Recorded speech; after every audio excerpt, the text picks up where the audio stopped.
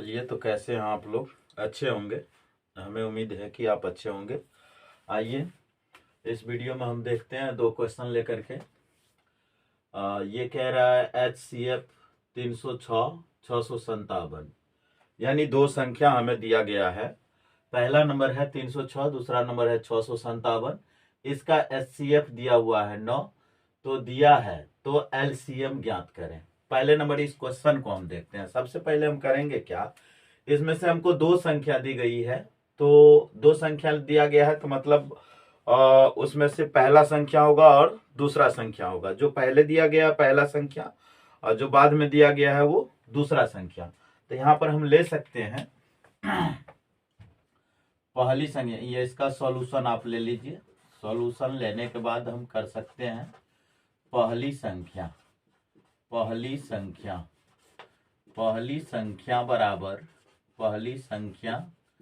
बराबर हम ले लेंगे 306, और दूसरी संख्या बराबर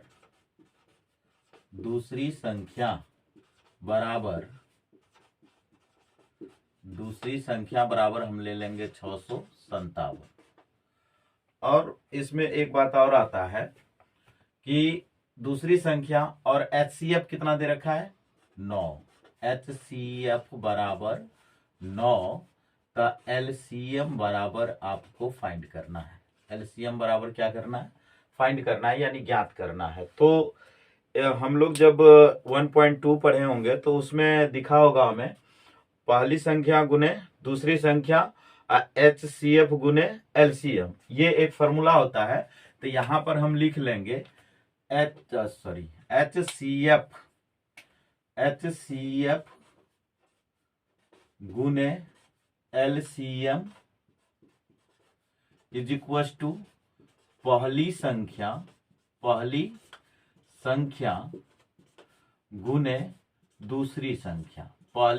गुने दूसरी संख्या। अब भाई यहां पर हम क्या देखते हैं, HCF हमें कितना मालूम है 9 मालूम है, और LCM तो पता नहीं है जो हमें ज्ञात करना है।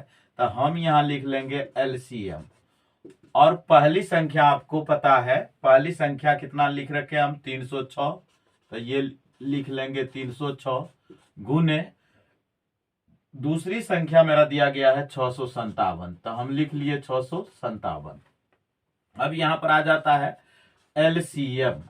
LCM बराबर हो जाएगा, ये देखिए 9 गुने LCM है तो गुना है इधर, तो उधर जाएगा तो भाग बन जाएगा। इसलिए यहां पर हम लिख लेंगे 306 गुने 657। 306 गुने 657 और 9 इधर आ रहा है, ये 9 आपका इधर जा रहा है, तो ये भाग बन जाएगा। क्या बन जाएगा भाई? भाग बन जाएगा, तो 9 हो जाएगा। अब हम क्या करते हैं, इन 9 से 306 को या 657 को किसी को काट लेंगे। तो आप यहां पर देख लो 9 तिया 27, ये इधर भी हम काट करके देख सकते हैं। 306 भागा 9, तो 9 तिया 27, ये आपका निकल के आएगा 3, और ये हो जाएगा कैंसिल, नीचे आएगा 6, तो ये हो जाएगा 36, तो 9 चौक 36, ये 36 कैंसिल हो जाएगा, यानी कट गया 34 बार में। तो यहाँ हम 34 लिख लिए। अब बात आ जाता है, अब आप यहाँ पर क्या करोगे, 34 को और 657 को आप गुना कर लो। तो 657 34 और इसको गुना करते हैं तो 7 चौक 28, 5 चौक 20, 20 दू 22, फिर 6 चौके 24, 24 दू 26, 7 तिया 21, 5 तिया 15, 15 दू 17, 6 18, 18 1 19, फिर आप इसको जोड़ो 8, 2 1 3, 7 6 13 के 3, 9 2 11 1 12, और फिर ये आपका हो जाएगा 2, तो 22,338। इसको गुना करने पर आया हमको 22,338। यही आपका LCM निकल के आएगा। इस टाइप का क्वेश्चन जो है बोर्ड एग्जाम में पूछा करता है, भाई देख लीजिए इसको सही से। और इस टाइप का अदर क्वेश्चन भी मिले तो आप उसे प्रैक्टिस कर लें। अब यहाँ पर कह रहा है सिद्ध करें कि √3 एक अपरिमेय संख्या है। तो इस चीजों को हमें आसानी से करना है, और ये बहुत ही वेटेज क्वेश्चन है, ये बार बार पूछ दिया करता है। तो यहाँ पर हम ले सकते हैं, यदि संभव हो तो यदि संभव हो तो, यदि संभव यानी पॉसिबल है तब हम इसको मानना है। यदि संभव है तो माना कि √3 एक परिमेय संख्या है, एक परिमेय संख्या है, एक परिमेय संख्या है। अब बात आ जाता है परिमेय। तो परिमेय को, जैसा कि हम लोगों को पता है, परिमेय को हम a/b के फॉर्म में लिखते हैं। तो a/b के रूप में लिखते हैं। तो जब हम इसको परिमेय संख्या मान लिए हैं तो √3 = हम a/b मान लेंगे। अब यहां पर ब्रैकेट में थोड़ा लिख लीजिए, a और b सह अभाज्य संख्या है। a और b सह अभाज्य संख्या है, सह अभाज्य संख्या है। अब यहां पर ये बात तो हमने मान लिया कि a और b सहअभाज्य संख्या है। यही लॉजिक छुपा हुआ है। यहां पर हमको मानना है कि सहअभाज्य संख्या होता क्या है। तो सहअभाज्य संख्या जैसे मान लीजिए 3/5, तो ये हो जाएगा आपका सहअभाज्य संख्या। ये जो सहअभाज्य संख्या होगा, तो इसमें थोड़ा हमको समझना क्या है, इन दोनों का अगर कॉमन फैक्टर खोजें यानी सार्वगुणनखंड हम खोजें तो हमें सिर्फ 1 मिलता है, 1 के अलावा कोई दूसरा संख्या नहीं मिलता है। तो ऐसे फॉर्म को हम सहअभाज्य संख्या, ऐसे नंबर को हम सहअभाज्य कहेंगे। जैसे 3 और 5 आपका सहअभाज्य संख्या हो गया। तो यहाँ पर a और b को हम सहअभाज्य संख्या माने हैं। अब आगे देखिए, आगे हम इसको क्या करते हैं, यही हमको मेन दिक्कत हो जाता है। यहीं पर बच्चा सब नहीं समझता है, इसको आप ठीक से देख लें। अब यहाँ पर हम क्या करते हैं, बटा 1 ले लेते हैं, कोना कोनी गुना करते हैं। इसको बाई क्रॉस मल्टीप्लीकेशन भी कहा जाता है, संयोग में गुना भी कहा जाता है। तो इसको इसमें मल्टीप्लाई करोगे तो ये आपको मिलेगा √3 गुने b = a। अब हम क्या करते हैं, इसको दोनों पक्षों को वर्ग करने पर, दोनों पक्षों को वर्ग करने पर, दोनों पक्षों को वर्ग करने पर अब यहां पर आप वर्ग करोगे तो ये मेरा आ जाएगा √3 का स्क्वायर हम करते हैं, √3 का स्क्वायर करते हैं तो 3 आता है। रीजन है √3 गुने √3। हमें ये पता है कि रूट के अंदर में कोई 2 संख्या हो जाए तो वो क्या होता है भाई, बाहर निकल जाता है, 3 आ जाता है। यहां पर √3 का जब हम स्क्वायर करते हैं तो ये 3 बाहर निकल जाएगा। तो 3 गुने b² हो जाएगा = a का स्क्वायर करोगे तो a² होगा। इसको आप समीकरण फर्स्ट मान लीजिए।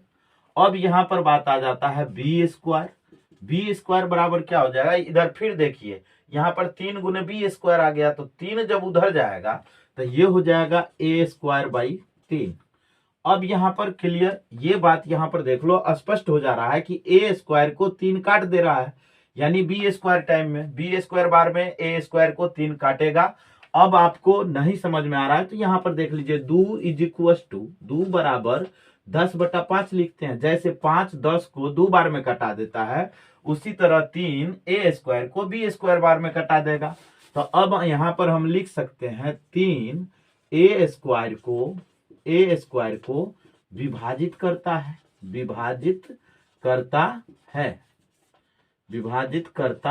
है, इसलिए 3a को विभाजित करेगा,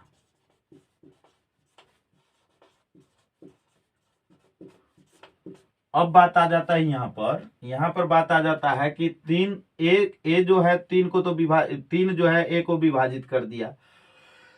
अब यहां पर आता है कि हम a² है तो a = 3c माना, a = 3c क्या किया हमने, माना।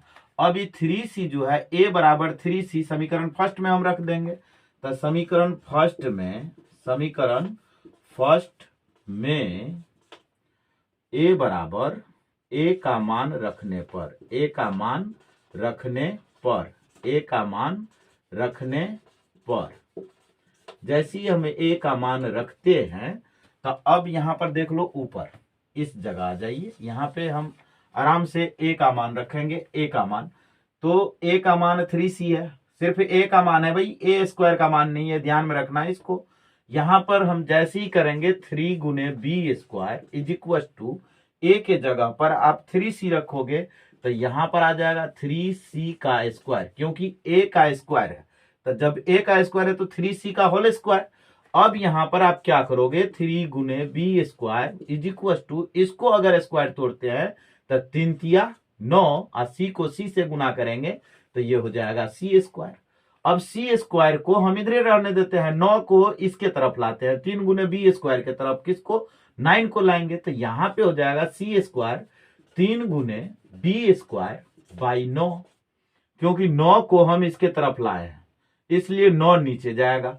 अब इसको हम काटते हैं तो ये हो जाएगा 3 तिया 9, यानी बी स्क्वायर बाई 3, जैसा कि यहां पर ए स्क्वायर बटे 3, अब बी स्क्वायर बटे 3, तो 3 जो है बी स्क्वायर को विभाजित करता है, 3 बी स्क्वायर को विभाजित करता है, विभाजित करता है।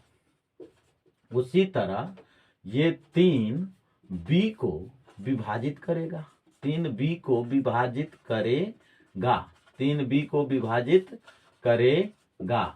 अब यहां पर कर तो दिया, विभाजित कर दिया। अब बताइए यहां पर हमने ए और बी को सौभाज्य संख्या माने थे, जब √3a/b के फॉर्म में जा रहा है तो ए और बी सौभाज्य संख्या है। सौभाज्य संख्या को जैसा कि हमने बताया था ए और बी का सार्व गुणनखंड सिर्फ 1 आता है, तब जाकर के वो सौभाज्य संख्या है। लेकिन यहाँ पर ए जो है, ए 3 जो है ए को भी काट रहा है और 3 बी को भी काट रहा है, तो 1 के अलावे 3 एक आ रहा है, इसका मतलब यह क्या है, हमारी मानना गलत है।